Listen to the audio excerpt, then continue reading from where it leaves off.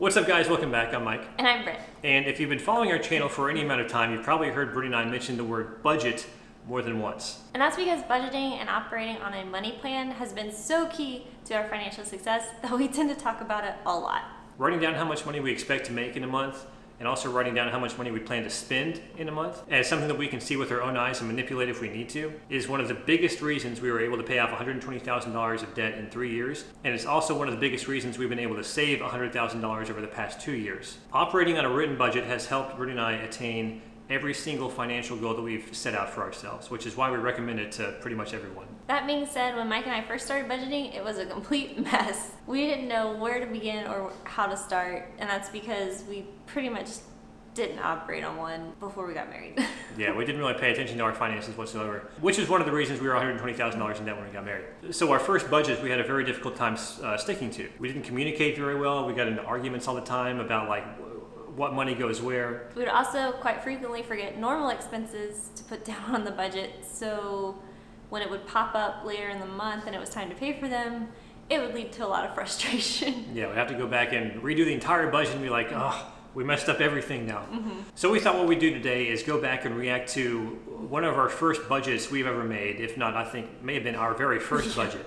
Trying to. And compare it to how we do things today. There's a big difference, let's just say that. So Brittany and I don't really have much saved in terms of financial documents from the time we first got married, just because we messed up so much with our budgets and everything else that we made a bunch of scratches and scribblies and ended up throwing a bunch of stuff away. But this is one of the first budgets I was able to find that we did. We're actually going to be going over 3 things, I think. 2 or 3 things. So we looked at them enough to kind of figure out, okay, well, this is one of the first things we ever did budget-wise. But we didn't really look at them too much because we wanted to be able to react on this video and have a genuine reaction. So with that being said, let's take a look. So this was the first attempt at, I guess, money planning that we had. I wouldn't even call it a budget. Mike was trying to organize with me how much debt we would have and how much money in our bank account we would have after we got married. So over here we have our debt column. Yeah. So we have $105,000 of debt total between the two of us 2 months before we got married. I think we had already paid off a little bit of debt. And that's because, by this time. Yeah, Mike had sold his car that had a lot of debt on it and got a cheaper car. So anyways, over here we're just calculating how much debt we had. These are some things that we've already paid off. This is how much debt we had in August 2012, and this is about how much debt I calculated us to have the month we got married, based upon how much our payments were every month. Over here, this is how much we had in our savings account. So for me, I had $4,200 in my savings 2 months before we got married. I was just getting started with my job. I was kind of starting a self-employed type of thing. So I had very few clients. I was earning about $1,000 a month. Yep. My expenses were about $500 a month. So it was not very good financially, but anyways, $5,200 I guessed I would have about in October by the time Brittany and I got married. So next was my account. So I had $2,000 in savings, and in 2 months worth of work, I would make $5,600. I was brand new in my career. And then about $2,000 in expenses, and that was in the 2 months with all my debt payments. We estimated Brittany to have about $5,600 in cash by October. So by the time we got married, about $10,800 in cash that we could use to fund our emergency fund and start paying off some of the debt. All right, let's next take a look at one of our very first attempts at a budget. Now, if you see up here, I've got this $5,000 crossed out because I was like, all right, well, the very first thing I did, I screwed up. So I meant to have an income section, an expense section, and okay, so let's see. I think that was my mind. Yeah, and we were trying to attempt a zero-based budget. I think this was right after Dave Ramsey. So we were doing how much we were taking in minus all of our expenses to then see how much we would have left over at the end. Yeah, so our combined estimated monthly income was $5,000. I have no idea how accurate this was. Yeah. My car payment was $220. Car insurance was $220. That's actually more than we're paying now. Yeah, that was for both of us. I think we're paying $140 right now for car insurance per month. Rent and utilities, so this $1,000 is rent and utilities combined. I think at this time we were paying $750 or $800 a month for rent, just because we were renting for my mom, and we're basically just paying her mortgage. Life insurance, we had $5 a month. Health insurance, I'm not sure why we have health insurance here. I think it's because what we did was, this might have been the total before health insurance was taken out, just to estimate it. Oh, I think what we did is Brittany got her job. Since I was self-employed, I had the option of like either getting on Brittany's health insurance with her company or just continuing to pay health insurance out of pocket. And I think it was cheaper. It was cheaper, yeah. If I just paid out of pocket for what I was already paying for versus getting on That's a plan true. with her. Yeah, that is what we did, because Yeah. mine was like literally only $29 a month for my health insurance. It Yeah. was so cheap. And since our payments for the debt that we had were so high, we were like, all right, let's just save as much money as we can everywhere we can. So yeah. And I think if we did the family plan, it would have gone way up to like over 200. So yeah, we were trying to save Yeah, some yeah. money. If I had gone on to her plan, it would have been way more than this, 155. Okay, so phones, 120. That's more than we're paying now. It's a lot more than we're paying now. Yeah. Internet, $50. I think we're paying like 75 right now, so we have a lot better connection right now than we used to. Gym, $30. Okay, so after must pay, so I guess I added up everything right here and calculated we'd have $3,200 left of our income after like all of our needs are very close to our needs are paid off. Yeah, except we didn't include food and gas, which is after that. We're like, yeah, you kind of need that to go to work and eat. So anyways, like you got like, so food and gas, they should have been up here. Yeah. So food, we budgeted $300 for food, you guys. Yeah, this was bad. This led to a lot of arguments. Man, yeah, we were way too cheap. Yeah, we didn't budget enough. We found the sweet spot was about $400 for both of us starting out. Gas, we budgeted $320 a month for gas. Holy cow. That's because I was traveling 45 minutes to an hour to work. Oh, that's right. Yeah, I was working pretty far, and I was actually working more in Atlanta, so traffic was horrendous, and I would blow through gas. Yeah, that's really high. I think our gas bill right now is like $100 a month. Okay, so after these two things were paid off, or were paid for, $2,580 left. Now, we did have minimum student loan payments. Yes. We had covered quite a few student loan payments. So this one was $263, this one was $164, $127, and $80. And I think I had a student loan payment in here somewhere that's not listed.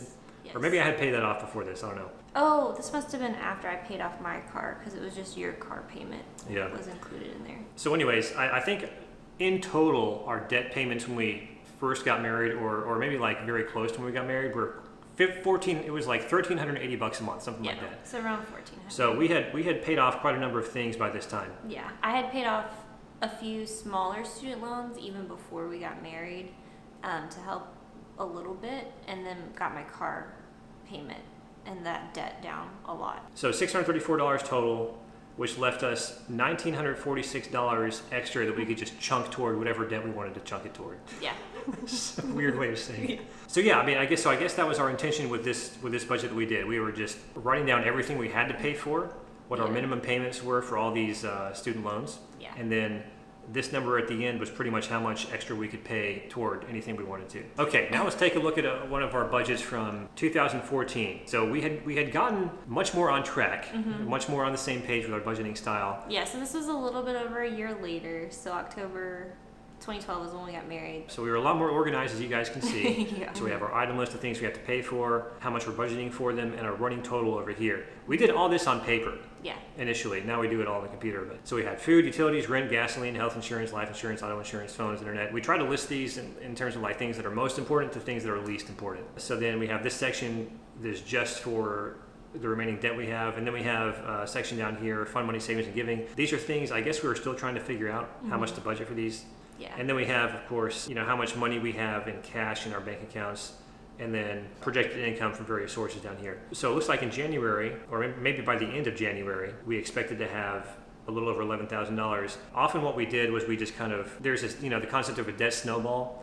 We paid things off more like a debt avalanche a lot of the time. So we'd save. Yeah, we'd save for a while and just make a huge payment and often pay something off in full. So let's dive in a little bit deeper into this budget and kind of look at things. For food, we had $400 budgeted, which was, again, like we talked about before, that sweet spot we found. I would love to be able to spend $400 on food in a month. Like, we're lucky if we can get our food budget below $500. And I think that's just inflation. Utilities, $200. This is a lot higher than we're paying right now. I think we're paying like $125, $150 for utilities right now. Rent $750. Oh my gosh. Wish we could go back to that. We're paying like twice this much right now. Yeah. For this apartment every month. $750 a month. Oh my gosh. Gasoline for this month, $250. This is so much. This is like twice as much we're paying right now. Yeah, health insurance, we again would do it separately. So I would get health insurance through my employer, which was cheaper instead of doing the family plan, and Mike would have his own insurance, which was $150. Yeah, I guess it went down $5. Or maybe I just wasn't very accurate in the first one. Life insurance, I think I upped my life insurance policy, so now it's $12 a month or so, which is still what it is today. Auto insurance, okay, this went down a little bit, $149. This seems more in line with what we're paying today. Phone's $95. Did this go up or down?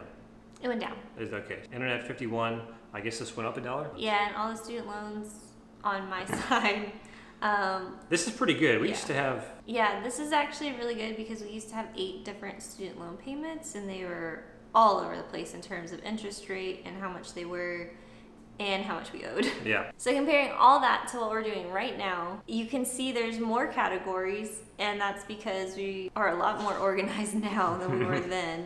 Like haircuts. We would still get haircuts back then. It's just we completely forgot to put them on the budget. And we also have a miscellaneous category. We didn't have that before. And this we learned from trial and error to have a small buffer because we would always end up having something like house related, something would pop up that we would need to get. That we didn't think about. Yeah, we did. And it was always different from month to month. So like Yeah. we were just like, all right, this is dumb. Let's just put a category on here called miscellaneous so we don't have to worry about it. Yeah. And then also medical is on here as well. We did have medical expenses and bills that would come up. So medical expenses and car repairs were the two things that once Brittany and I kind of got on the same page and we're getting very, very comfortable with budgeting month to month, these two things drove, I don't know if it drove you crazy, but they drove me crazy because these are just, there's really no way you can predict how much these things cost. Like there were some months our medical bills were like $5,000. Other months they were $0. Same thing with our cars. Like some months we had car repairs were like $1,500. Other months, $0. Yeah. We really didn't know how to account for that or how to plan for that at the beginning of the month. I think initially what we started doing was we were like, all right, well, we're just going to budget $100 every month for medical and car repairs. And then that it was like, well, why are we doing that if we don't know how much it's going to cost anyways? I think we were trying to also put it into like a savings. If you're familiar with Dave Ramsey, like an envelope system. So we put $100 every month into that. It was like a sinking fund basically. And so when a car repair would come up, we'd have the cash for it. But there were times where we would not have enough based on when that would happen. So eventually we just gave up. Yeah. We're like, well, it's going to cost what it costs, and there's not much we can really do about it. And that was also a good reason why we did a larger emergency fund to kind of help with the buffer of the medical and car repairs that would come up. Yeah. And then at the bottom here, like on the previous budget, we've got all of our accounts listed, how much we have in those accounts. Our budget now is a little bit different, I guess, in terms of the purpose of it. We're not really budgeting to save as much money as we can anymore. We're just budgeting to invest now. Yeah, so we're investing as much money as we can right now. Yeah, so you'll see the investing category. So I will say one thing, if you guys are interested in getting started budgeting yourselves and kind of getting on a money plan, Brittany and I have our free budget template that's linked below. We also have a couple of like debt-free journey spreadsheets that I've made to kind of help get yourself organized in terms of your finances. So if you guys are interested in those, our budget template is free. There's a paid version and a free version of our debt payoff organizer is what we're calling it. So if you guys are interested, go check those out. And that's it, guys. That was our little bit of a reaction to one of our first budgets we did, and also a comparison to how we're doing things now. Our budget template in the description is going to be much more in line with how we're doing things today. A very small difference at the bottom, but yeah, very, very similar. And also it was really cool to look back and see how far we've come and the things we learned through the budgeting process. So it was fun. If you enjoyed this video, guys, please give it a huge thumbs up. It helps out with the YouTube algorithm tremendously. Also subscribe for more, and you can follow us on Instagram at It's Mike and Brit. Yeah, thanks again. We'll see you next time. Bye.